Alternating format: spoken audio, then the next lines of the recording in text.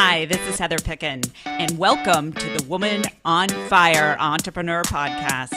How to break through anything, become unstoppable, and be profitable. Learn how to align your mind. Yeah, I call that activating your money mojo. Market to your ideal clients and make money doing what you love. Tired of struggling and trying to figure things out? Do you tend to stop when things get tough? Well, I'm here to steer the ship out of the sea of overwhelm so that you can attract money and success in your business now. Grab your favorite beverage, let's fire it up, get inspired, and live life at your highest potential. Here's Heather with her co-host Chihuahua, Frankie Lee. Well, hello, everyone, and welcome to another episode of The Woman on Fire Entrepreneur. And I am always on fire and inspired to bring you the most amazing guests all around the world, yes. And in the house today, we have the lovely Michelle Vandepas. And hopefully, Michelle, I pronounced your name correctly. You did. Thank you. I love that. I have to tell you, when you're a host of the show, one of the most terrifying things is mispronouncing a person's name, which I do so often. And I always blame it on my dyslexia. You know, I can blame it on my dyslexia. I'm like, that excuse can only work so often. But it's such a pleasure, Michelle, to have you on the show today. It's great to be here, and it's so much fun because we've connected on and off for several years, and it's so great to be here and reconnect with you again. I love that. Yeah, it is such a small world, and I love, connecting with people, sharing, what their passion is, and it's such a lovely segue because we're talking about today passion and profit, and how that kind of goes together. And I'm so excited about this topic. But before we get into that today, Michelle, can you share a little bit with our viewers here and listeners a little bit about what you do? Wow. Okay. So I guess technically I fall under the realm of business coach, right? But actually what I do is help people bring their message out into the world. So I tend to really work with people who really know something well. So they know the therapy field or addiction field, or maybe, they're a holistic practitioner or they're a chef or whatever it is that they might know. And then how are they going to spread that message? How are they going to be more visible in the world? So I help people with podcasting, TED Talks, books, book launches, writing a book, ghostwriting a book, downloadable things to give away, webinars, right? So it's working with the experts to help them position themselves so that more people can find them and they can spread their message with their audience, a larger audience, a worldwide audience. And that loosely falls under online business. Yeah. Right? It's funny because you always, if you've ever been to a networking meeting and people are like, oh, what do you do? I'm actually very sick of that because, it's like we can't put ourselves in a box. We really are helping people, with their message and putting themselves out there. So actually, because I'm a pretty goofy person, sometimes I'll be like, well, I'm a Chihuahua wrangler, because I'm like, it's like, okay, if you really want to know, we can have that in-depth conversation. But I think that's great. You're helping people that have a message. They're already an expert in their field and they're passionate about it, because let's face it, if they're not passionate about something, then they can't profit from it. So what are some of the steps that you teach people when it comes to passion and profiting? Before we get into that, actually what popped into my mind as I said that what are some of the biggest mistakes that you feel people are making out there when it comes to putting themselves out there and really profiting in a big way? Not to where they're just making a couple $100, but I'm talking about creating a huge business that is going to impact the world. Wow. What a great question. So I think I see a few things. And this is both men and women. So very often people come to me and say, oh, well, that's sort of a women's issue. This is a men's issue, whatever. But I see this one across the board, which is even though people are coming with 20, 30, 40 years experience in whatever their career has been, they don't feel like they have enough knowledge to be seen as an expert out in the world. So they hold themselves back. So rather than write the very best, most maybe controversial, hard-hitting book they could ever do, they're like, well, I think I'll just write this little Kindle book and see if anyone likes my message. And I'm like, whoa, we don't have time for that, right? You have been in this field your whole adult life, and now you're ready to go bigger. So I think that's the number one biggest mistake, is just not owning what you already know, really owning it and knowing that you're here to spread that. Then the second thing that I see, and this one probably is more women than men, and that is somehow still holding themselves back from the money piece. Like, am I allowed to make money on this? Can I make more than, 50, 60,000 a year, whatever it is? I just want a small business. It's like, again, keeping yourself really small, maybe because you're used to having a small local practice, or you just don't know how to do it bigger, right? And so people hold themselves back. So it's two sides probably of the same coin: self-sabotage, self-limiting beliefs. Which is what you're about. Yeah, I think that's really interesting, because I do find that people will not be true to themselves. They won't be authentic. And if you look at the great leaders out there, those leaders that really stood the test of time, they were ridiculed, they were persecuted for their beliefs. And yet they were just like, you know what, this is how I am. And I really believe, like, when you show up in your power, you can't profit from that. And like you were saying, like, profit from it in a really big way. And so working with people with those blocks, those self-limiting beliefs, what do you find is a really powerful process, or maybe one tip or strategy that you can share with people to really unlock that magic? Because I believe everyone has a great story inside of them that they can really create that transformation. Right. So I think there's a number of ways, and it depends upon how the individual really processes information. Sometimes I'll take people through a private guided meditation to help them, like, release the inner child, or heal the inner child, or cry through it, or whatever they need. Other people can just write it through. And some people, I tell you, are all about action. And action just solves it. So for some people, it may just be something like putting out on Facebook, I am an addiction expert. So I would encourage people to take an action step that they're scared to death to take. And here's what I would say about that. If you're scared to death to do it, and it like stirs your soul and makes you cry, it's probably yours to do.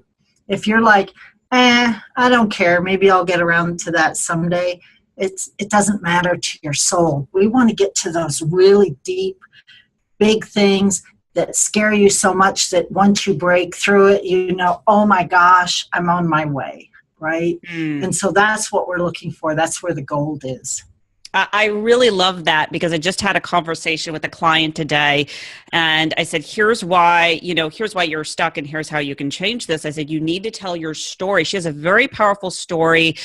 She lived in Romania, and her parents basically tried to kill her, and they would beat her, and they would call her a liar. And she was basically called out from the village people, persecuting her, saying, no, you're lying. And so she moved from Romania to Sweden and didn't know a soul. And so her story was, everyone will think I'm lying. What will they think about me if I share this story? And I'm like, you have to share this story. I said, think about how many women's lives that you could change because you went through this. So do you deal with those kinds of stories with the kinds of clients that you work with? Oh my gosh. I have to be really clear that I can't absorb other people's stories. I get so much of that. There is so much heartbreak and cruelty in the world. And I have talked about this a lot on Facebook and other places, that it breaks my heart how cruel we are to each other. we aren't compassionate to each other, to our children. And so unfortunately, I hear lots of those stories.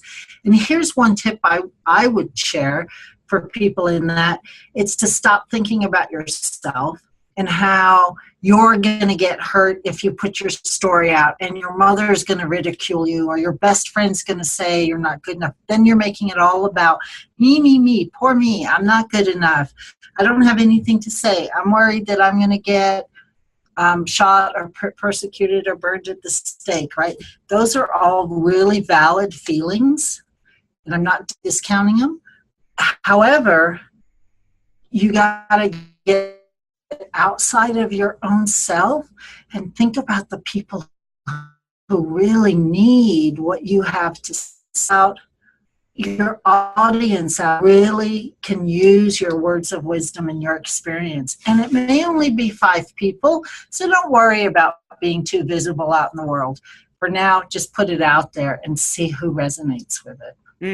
I love that. Yeah, I think it's so important. And, it's kind of like William James, a very famous psychologist, said, as human beings, we have that remarkable ability to change our perception. So it is really about perception, how you're viewing your situation. It's kind of funny. So I've got a funny story about perception. I don't know why I just thought about this, but I had bought this beautiful plant, and I'm not a plant person because I really don't have a green thumb. And my mom was encouraging me, buy this plant. I'm like, okay. So I bought this big, beautiful plant, and I was going to hang it, and I guess that the nail was not on there properly, and the whole thing fell and it died. I posted on Facebook, and in that moment I wanted to cry. I'm thinking, oh my gosh, I was trying something different and I had this plant. And then I thought about it. I'm like, you know what, Heather, this is really about your perception and how you're viewing this. Just switch it, just flip the switch. And I did. And I'm like, so yeah, right. And I'm so upset. And the thing is, we try something different and it doesn't work. And as we get older, that happens more and more, and then we shut ourselves down rather than, we tried something different, it didn't work. I'll go try it again, or I'll try something different, right? So I love trying new things, and right now I'm taking swing dance and Lindy Hop lessons, and it's really cool. Yeah, I love swing dancing. I suck at it. I mean, I don't suck at it anymore, but I sucked at it for like the first 20 lessons. My daughter goes; she's 12. Yes, I am a midlife mommy, but my daughter went, and in like 20 minutes, she's as good as I was in 20 lessons. I love it. That's awesome. I know there's a point to this story. I think it's that sometimes we don't have to be good at something. Right. We don't have to get it right. We don't have to strive to be perfect. Sometimes we just do things because we want to do them. We want to try them, and it works or it doesn't work. And we take ourselves too seriously. I think a lot, right? Absolutely. I love that. Yeah, that makes a lot of sense. It's funny because I've taken Lindy and swing dancing, and I'm okay. I'm not, when I go there, and I know what you're saying, because I will go to these social dances and see these people they're amazing. Like, they should be dancing on the stars, and here I am feeling like a fool, feeling small. And I'm like, wait a minute, Heather, what would you tell your clients? Like, you don't have to master this. Like, you just go out there and have fun. So I get in my head about it. Exactly. Right. And I think if we can bring that attitude in our businesses, we'd be more willing to take risks. We would be more willing to see where we can go with our passion, where our purpose, where our inner drives will take us. And so, try new things. It's okay if we don't master them. Yeah. Well, we ought to go swing dancing sometime. Absolutely. I love Lindy, and I believe it's East Coast, swing dancing. Those are my two favorites. So I encourage everyone to get out there and try dancing, try something different, to really kind of mix things up. Yeah. That's awesome. Cool. So let's talk about the money piece and profiting and really being able to go to the next level. What do you think is the defining thing, or maybe there's a couple things in your mind, of how someone can really step or play play on a bigger scale, because let's just say some people have momentum. There's different levels of business where you've got the startup, then you have people that are, okay, I've got a couple clients, I've had some success, but I'm not quite there. And then they want to take it to the next level, whatever that means. So what do you think are some of the key defining factors for that to happen? Wow. So I think this goes for just about everyone I've worked at, no matter what stage of business you're at. And that's, don't be afraid of your profit and loss statement. Don't be afraid of your cash flow. Knowledge is power. Honest with yourself. I've worked with 7-figure entrepreneurs who put thousands and thousands out for online programs and business coaches and BAs and online software, and they have no idea where their money's going, and they're scared to death to look at it. So the first thing is knowledge is power. And when you just get control over what's happening in your business, whether you're a brand new startup, not making cash yet, or you're in the 7 figures and above or 6 figures and above, you've got to get a grasp on where you are right now. You can't move to the next level unless you know where you're coming from. So I believe that to get grounded is the first step to be able to apply. I love that. And I see people scared of their money. It's like they don't want to go there, right? Exactly. We all have that. So that's the first thing. Get a control of that. Understand what the difference is between cash flow and invoicing, and how you have to have cash flow coming in, or you have to budget or look at. These are not complicated concepts, but they're scary concepts if you're not used to dealing with them. The other thing is not to be scared. Again, it's own your knowledge, own your power, know where you fit in the marketplace. And don't be scared to find the level of expertise. And sometimes, especially beginning entrepreneurs, look at their inner circle. They're looking to their friends and family and their local networking community to sell their products. And those people, we're all used to seeing each other in a certain way. So if you're used to selling yourself at $100 an hour, it's going to be difficult to suddenly go to your best friend and say, I just raised my rates to $500 an hour. And I'm just pulling numbers out of the air, right? But you've got to expand your market, expand your thinking, and go beyond your inner circle if you really want to grow. I love that, Michelle. That is great advice, not to limit yourself geographically. And yeah, you got to play a bigger game. I mean, look at technology and how it's connected all of us all around the world. And, my thought is if you're not embracing it, you're going to be left behind. Your business isn't going to grow. I love what you're saying about the numbers. That's something that I was always scared. Oh, I don't want to look. And so once I got a handle on that, it was amazing how much my business grew because I was really focused on it. And I encourage anyone, if you're getting a coach, get a coach that understands that philosophy, because that's going to allow your business to go and grow to the next level for sure. Yeah, and if you're into any sort of, which I know I can talk to you about this, but any kind of metaphysics or law of attraction or anything, what we focus on expands. So it makes sense to focus on the money. It makes sense to go in there and look at the money. We're scared to do it because we think we don't want to admit how much debt we're in or how much we're really bringing home. Like, oh yeah, I billed $300,000 last year, but I actually only brought home $20,000. Why is that, right? That happens a lot. But when you focus on it, it expands the energy because you're not in that fear energy anymore.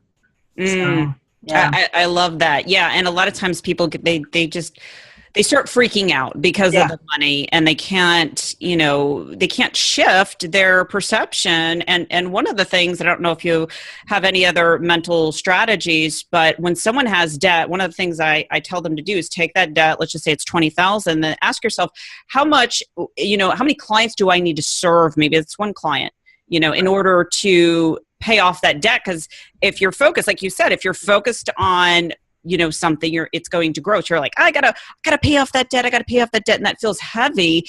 If you were to transform that thinking, like, wait a minute, I I just need to get 1 or 2 clients in order to really, serve people and then transform that debt as I look at it as an investor.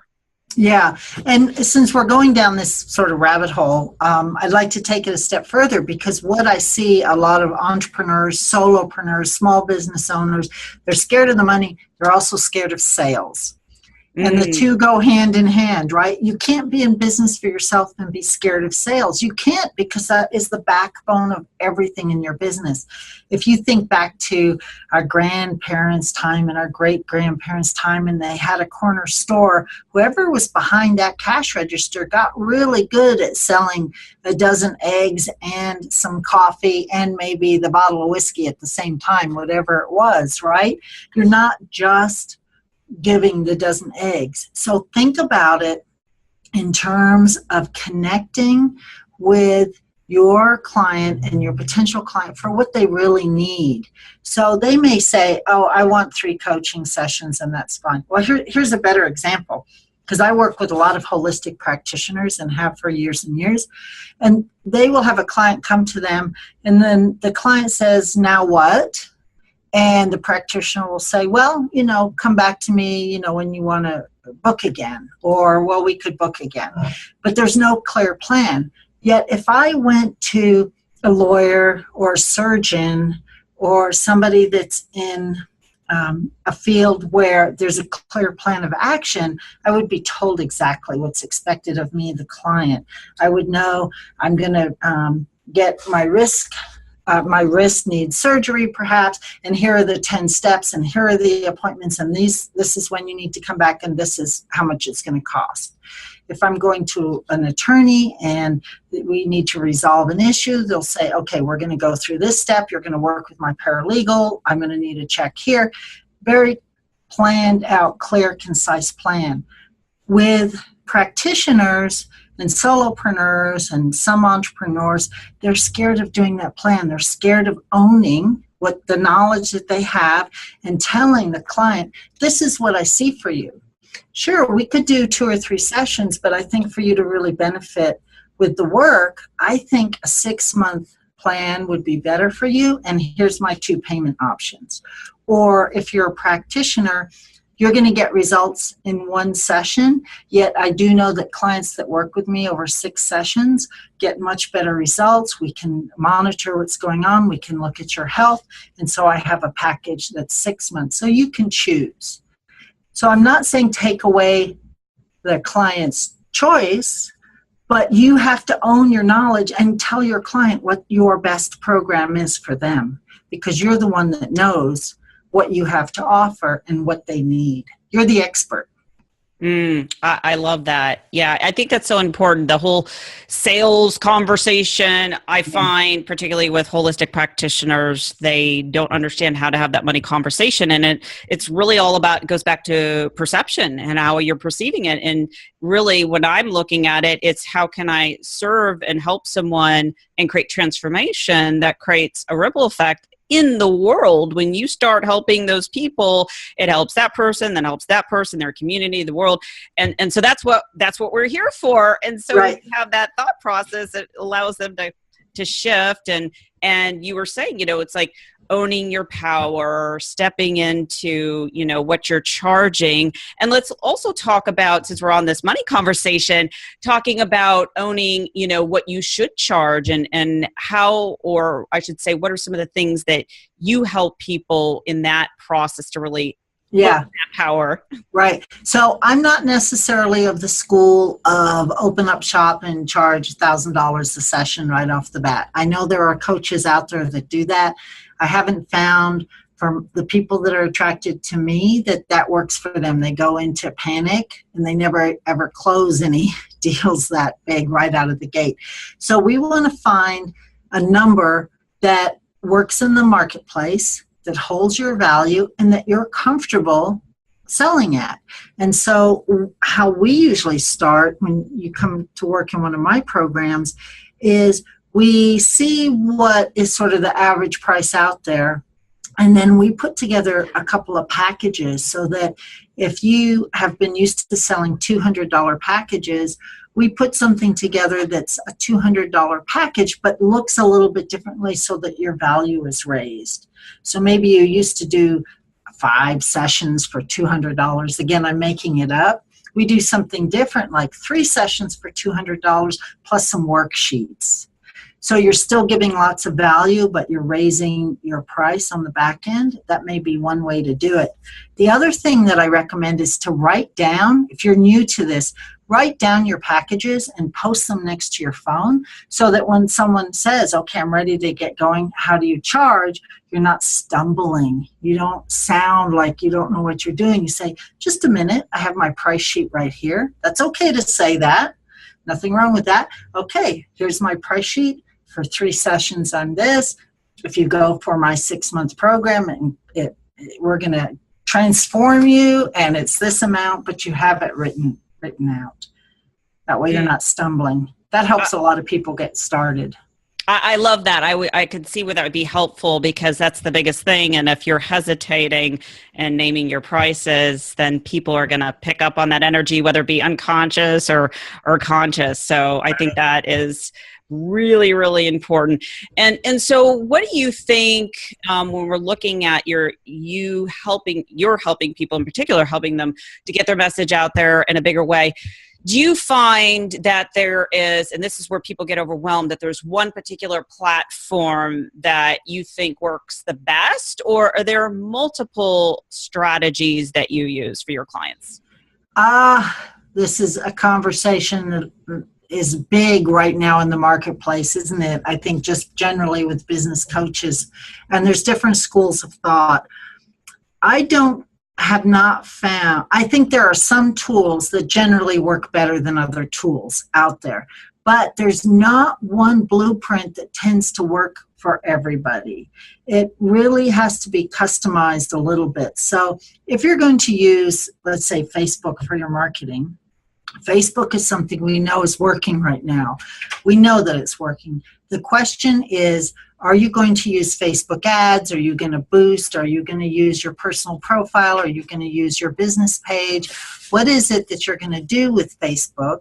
And those things can be custom made and custom tailored based on you and your experience and your comfort level. So I think it's twofold. We know some tools work better than other tools, but there's not a one-size-fits blueprint for everybody kind of thing. We have to get in there and see what's really going to work for each individual person. Yeah, I definitely agree. Like I have one client who she just does live workshops around, just like do like a city tour, and she does very well just doing that. Like that's her genius zone, her sweet spot of marketing. Or what would you say to someone that is brand new to their business? Because I'm just thinking there are so many people out there that are in the process of starting their business, or they're getting these ideas together. They have that expertise. They're solid in their expertise, but they're not sure, where should I really start? Right. So we want to find out first whether they're excited about writing, talking, interviewing, being on video, doing short blog posts or short Facebook things or long articles. We got to find out what lights you up inside. What do you feel like you really want to go explore? Because you can't start with all of it. You can't do podcasting and blogging and video and Facebook marketing and social media. You can't do it all at once. So you have to start with one thing, do it really well, go deep, and it's got to be something that lights you up inside that you're passionate about. And so, again, we want to know what's inside of you. So we have a conversation first. And then if it turns out to be podcasting, then we look at 2 or 3 podcasting options. And again, based on your level of expertise, your money, how fast you want to go, we look at how to get that started. I love that. I think that will end a lot of confusion because a lot of times people they're too all over the place. Yeah. And when you do too many things all at once, change too many variables, then you're not going to get anywhere. I know this for a fact because in my fitness business years ago, what I would do, I would measure like body fat. I would have nutrition options. And so when a client was stuck with their body fat, if I changed their training routine, if I said, okay, do more cardio, and then I also changed change their nutrition. There's too many variables going on. And so I would just change one variable. We would test again, and then we would see, what we needed to change or just stay in the sweet spot. So Right. I definitely agree. Right, absolutely. And here's the other thing about that. When people are like failing in their business or burned out or like, oh my gosh, what happened? I was doing so well and it seemed like the bottom dropped out. Don't ditch your whole business model, please. Don't throw it all away, start a brand new website, say, well, I have a new idea, I'm going to launch this. No, it's probably one small correction somewhere, and you got to go through it systematically, step by step, and figure out what that is. If you change it all up, you're throwing the baby away with the bathwater, and you can't track it. You don't know what's going to work. So I'm with you on that. Small steps that you can track as you go. Yeah, absolutely. And Michelle, this has been absolutely fantastic. I'm so excited that you're a guest here on the show today. And I know before we go, you've got a special offer for our listeners. I do. And yours today. So could you share a little bit about what that is? Yeah, I've got a great checklist that is 8 things you must do to align your purpose and profit so that you can go after both of those things, align them, have them intersect. And I'm going to just put that up on my site at michellevandepas.com for your audience so they can find it really easily. And, fantastic. Fantastic. Yeah. And so no matter where you're watching or listening to this interview, if you go in the show notes, you're going to be able to grab that link and take Michelle up on her amazing offer. Great. Thank you. So much. Well, this has been another inspiring interview, Michelle. So thank you so much again for being my guest today. Yay. Thanks, Heather. We'll go dancing someday. Woo-hoo, yes. I'm challenging all the listeners to take up swing dancing right Especially now. Some men. Yeah, exactly. We need more We always need more men. Yeah, awesome. Okay, everyone. Hopefully this has helped you to get on fire, inspired, get some strategy, and do not give up on your dream. Believe in yourself and get someone to help you. I have, great I just confidence in getting coaches and mentors like myself or Michelle. You cannot do this journey alone. If you do, it's going to take you a long time. So find someone that you're aligned with and invest in your inspiration. Until next time, this is Heather Picken. Take care. So if you found this show to be helpful, please hashtag WOFE, that stands for Woman on Fire Entrepreneur, and subscribe to this show in iTunes and leave me a review. I want to know how these shows have helped you. I also want to know the number one thing that you're struggling with the most in your business. Every week, I give away complimentary sessions to help you get it clear on your next steps and to activate your money mojo. You can learn more about my work if you go to www.heatherpicken.com.